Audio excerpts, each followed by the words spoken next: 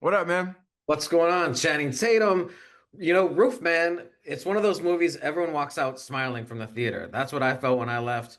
Oh, Was this as thanks. much fun for you to make as it was for people to watch? Fun. We definitely had fun. I'm not gonna lie. It was, it was, this movie is a complex movie. It works on a lot of different levels. I don't think that you can genreize the movie exactly. It has a lot of fun elements to it. And when even like the one line pitch of the movie is a guy breaks out of prison and hides in a toy store Yeah. for 6 months, and like you definitely know there's gonna be some fun and hijinks and kind of silly stuff. What do you do when you put me in a movie in a toy store where I can just play with toys all night? You're definitely gonna have some silly shit happen, that's for sure. But the movie's really, it's a meditation on loneliness, meditation on love, and like what, people are willing to do for love, and how they get it wrong sometimes on what they have to offer to get love in a way. And I think, Jeff goes on a full-on journey with this, and has to learn a really hard lesson in a way. Um, the movie I was alone a lot in. Even anytime an actor like came, and even whether I got to like, there was a lot of the movie where I don't actually like interact with the actors. Like I'm actually in the hideout while other people are doing the scenes outside, so I don't really get to be in the scene with them. Anytime that another actor was on the call sheet, I just got excited because it was, other than that, it was just me. And like it can get really lonely acting.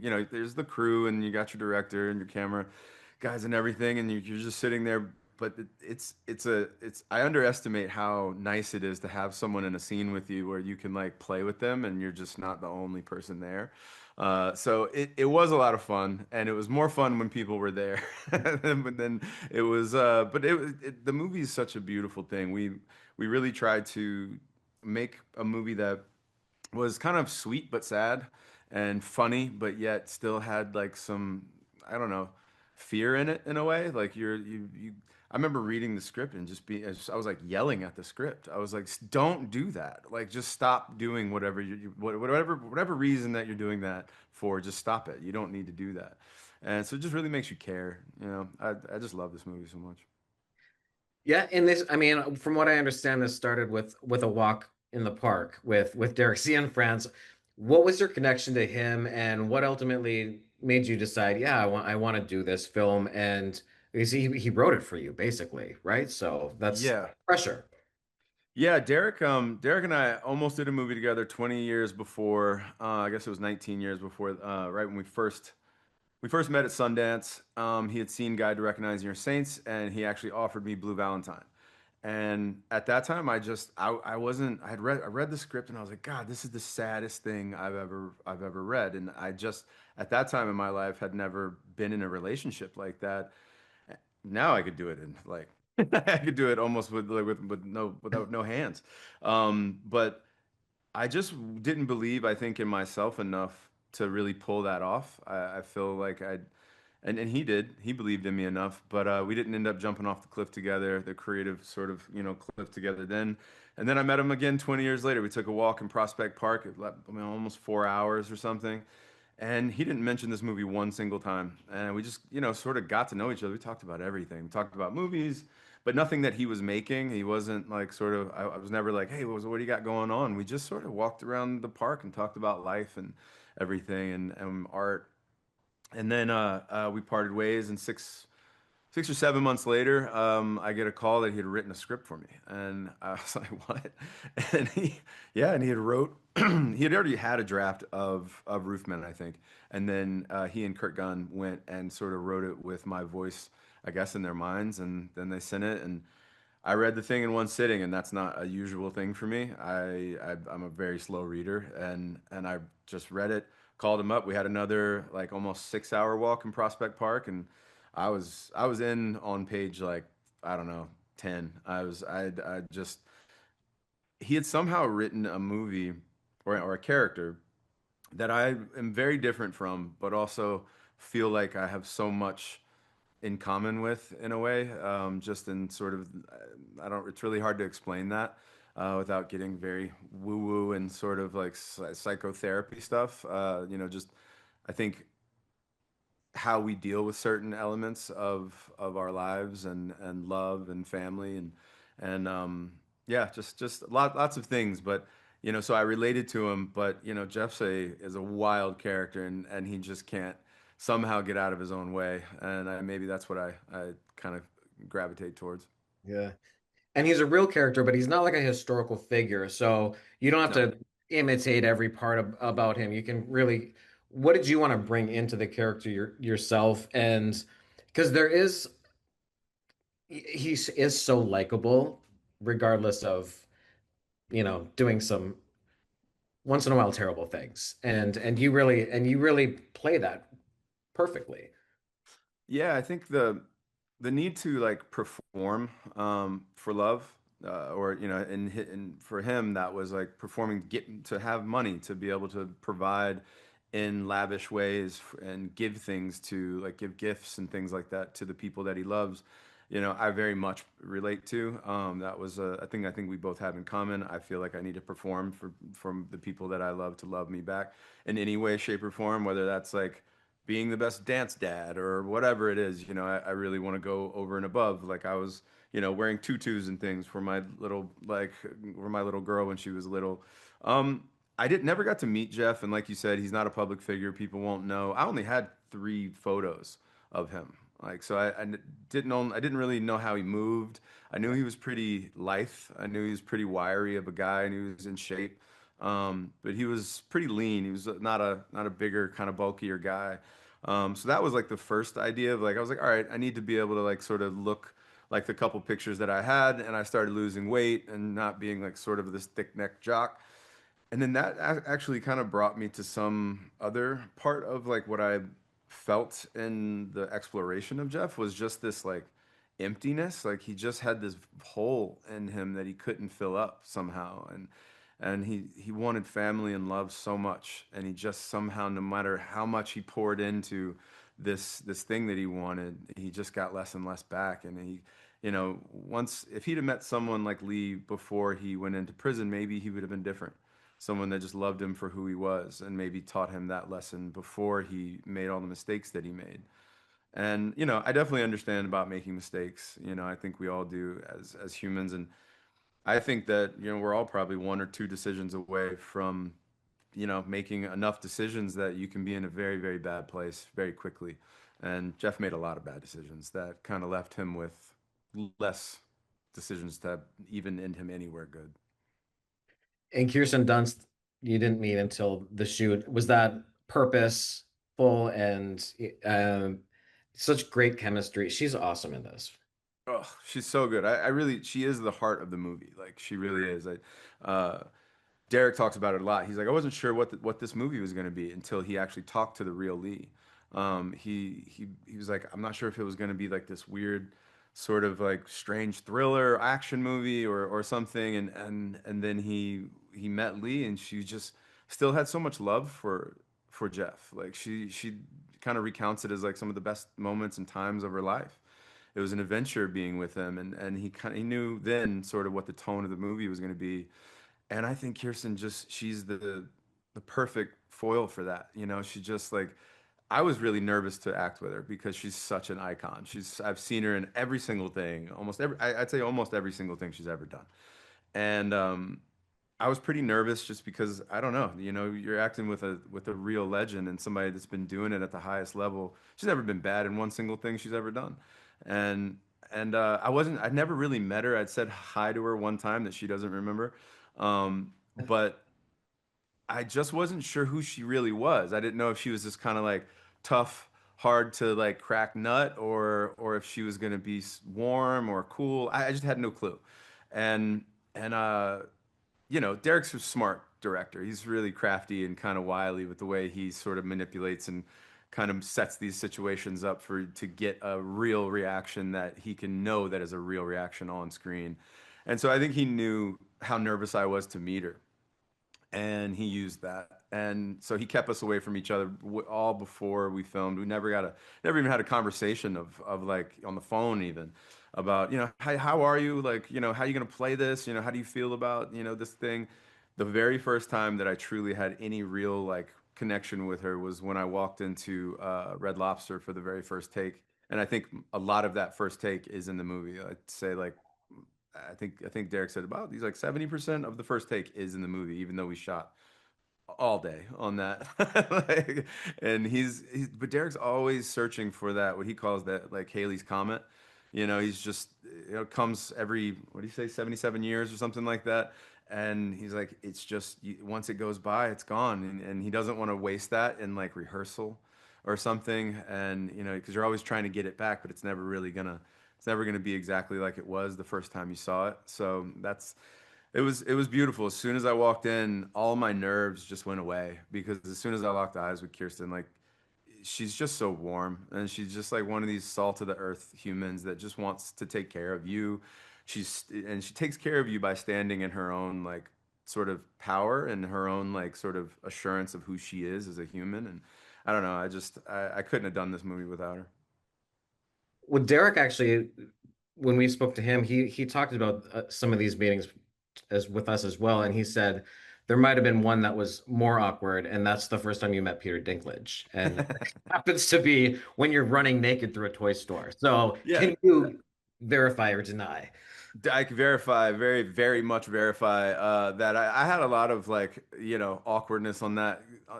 I don't know why. I thought, Derek is a very prepared person, and I was just sure he had like a plan for how we were going to shoot this. So, you're not just seeing everything flopping around and like, because I was like, that's going to be a kind of a, we're going to get a pretty hardcore like, rating if that's what we're going to do. And he just didn't really have a play. He was like, oh, we'll figure it out. And I'm like, huh? What do you mean we're gonna figure it out? Because he's like, I want to kind of do it in a oneer, and like I'm like a oneer, how are we gonna do this in a oneer exactly? And we start walking it out, and it became very clear that it was gonna be kind of a miracle if we don't see something. And I just didn't even worry about it. We did try and like kind of choreograph so, we're not dead behind me, like, or right down the barrel, if you will, when I'm jumping up onto the bike stand. And like, you know, look, there were takes that we just had to be like, yeah, we can't use this take or whatever. But even in the edit, because I never watched playback or anything, at not one single time on this movie, there wasn't really playback to be even watched. And during the edit, movie's over. Like I don't know, 3 or 4 months had gone by. Derek calls me up and he's like, "So what do you want me to do with it?" And I'm like, "What?" I was like, "What do you mean it? What's it?" And he's like, the Dinklage scene, the shower scene." And I'm like, "It? Like it? I don't know. What do you mean? What do you want me to do with it? Like, just what? How bad is it?" And he's like, "Yeah, well, you can see it. You can see." And he's like, "I could blur it out or put like a bar over it, like Borat." And I'm like, "What? That's gonna be so weird." And he's like, "I could CG it out." And I was like, "Don't CG it out. I don't want it to not look like I have anything." I was like, "How do he's?" I was like, "Man, just make it look normal and not distracting. I don't want it to like not be there. I don't want it to like be. I just make it look not distracting." Like, and so I still don't really know exactly what he did, but I think he made it. Obviously seen the movie.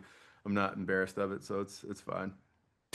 But Peter Dinklage definitely made that day so much easier because it was the first time I had acted with him. I had run into him one time. He was coming out of the trailer, hair and makeup trailer, got his hair cut, and we were trying to kind of stay away from each other as well. Um, Derek actually wanted me to.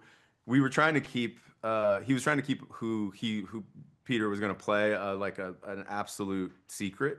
He Yeah. didn't tell. We wanted to tell me it was going to be Peter, and then I ended up going into the production office and seeing his picture on the wall, and I was just like, really? And he's like, damn it. And but Peter is he's such a funny and yet I don't really know how to explain it. He's so good. He's just such a pro. He's so smart, but so you feel like he's got his side like squared away, but he'll just crack a joke at the right time and you just everything's gonna be fine and you don't feel judged at all or anything. Like I mean, it was he's seen it definitely all. I interesting. mean, even from Game of Thrones alone. I mean, Yeah, he can't. truly. No one's gonna feel awkward with Peter Dinklage. No, not at all. When you look back on this, one of the other fun things he was saying is like, even with the kids, there's cast so well, and Oh, there's a lot of time with them. You're playing, he said you were playing Legos with them, even in real life, where you're just waiting for time to pass. So, yeah. what were they like, and what's your favorite Lego set? Oof. I don't have, I'm not great at Legos. I usually freestyle. My daughter never really liked to like go by the book or by the rules or by the plan that the book was. We would just freestyle like all crazy, like sort of sculptures essentially. So I don't really have a favorite Lego set exactly. And on this movie, we played Legos during, in between. We played all kinds of dumb games. Um, but we didn't really have trailers. So we really all just kind of did hang out and just talked. And I really do believe that they're the kind of the secret sauce of the movie because like Jeff really did love he wanted like I talked to him uh towards like the end right before we started filming. I was still hoping to get my clearance to go meet him before we started filming, and which I didn't get to do. I got clearance way after we started filming, and I was also kind of scared to go meet him after I started filming. And what if that like totally changed what I wanted to do? And so I was like, okay, I'm not going to do that. But right before we started filming, I asked him, I was like, what do you want to, is there any like I don't know. When you get out, what are you gonna do? What do you want? Like, what is the dream now? Um, and it was really beautiful, but really telling. Uh, he just goes, I don't know if they'll let me because I'm a felon. He's like, but I would love to adopt. I would love to have a chance to be a dad again and to have to have children. And he's like, I really screwed that up, and it's the biggest mistake of my life, and I just really wish I got a second chance to do that. And it just kind of told me everything I needed to know. I mean, I have a daughter. I really wanted to be a dad. I love being a girl dad. It's taught me more than, I think it was really easy for me to be like, oh yeah, I would love to have a boy. I know how to do that. I can throw a football, we can wrestle, we can do so much stuff, and but I know that if I had a boy first, I wouldn't be as good of a father as I am now because I had to learn so much more to have a daughter. I think it softened me. It made me really kind of see myself in different ways that maybe I didn't understand. And now, if I had a boy, I'd be a way better father to a boy now. And so the girls in the movie, they were just like Kennedy. Kennedy's just like she just broke my heart. She's just I don't know. She was just such a. If I needed to get emotional at all, like I would just look at Kennedy and I would just start bawling. I was missing my daughter on the movie because I only got to see her like for a weekend out of like about almost a little over 2.5 months, because she was in school and just couldn't figure it out. I'm in every single frame of this movie, so there was just no time. I couldn't go back to LA, and she really couldn't come all the way out to see me. And Kennedy is she was so sweet and so good, and she gave me it's a scene that's not in the movie, but I'm reading Peter Pan to her, and she gave me this Peter Pan, like it's like a vintage book of Peter Pan and what she wrote in it. Just still, if I think about it now, I'll start crying because it's my favorite book, and she knew that, and she's just she's such a little sweetheart. She was a huge part of I think Jeff's heart and my heart in the movie. Why was Peter Pan your favorite book? I mean, look, the idea that there's this place where you can go and like that there's just adventure abound, everywhere was probably why I think was gravitated towards it. And that was that was me just watching the movie, right? And like the movies that have been made. But then when you actually read Peter Pan, the words and how it's done is magical. It's way more magical than the movies are actually, in my opinion. Like the idea that a mother can go in like to her child's room and clean up their mind is like in the first like few pages of it, and she would find remnants of this character called like Peter Pan, and like she would like clean up the drawers in their mind or whatever. I forget what the line is, but like that's not in any of the movies, and like there's so much more in the book than there is in the movies. They always kind of like want to, I think, make it a little bit. It's the book can get dark. There's like lost boys that die and stuff. So like it's pretty intense, the book. And I don't know. I've had different stages of loving it and liking it, I guess. All right. Well, Shannon, congratulations on the film and good luck with everything. We're Thank you, crossing our sir. fingers for some awards love too. I mean, I think we should get some Golden Globes and Oh man, recognition. So we'll I get really appreciate that so much. That means the world to me. I mean, it's not why we do it, I guess, but it's always, look, it's hard to make a good movie. Sorry, it's hard to make a movie. It's even almost impossible to make a good movie, and I really am proud of this one. We really killed ourselves on this one, so thank you, sir.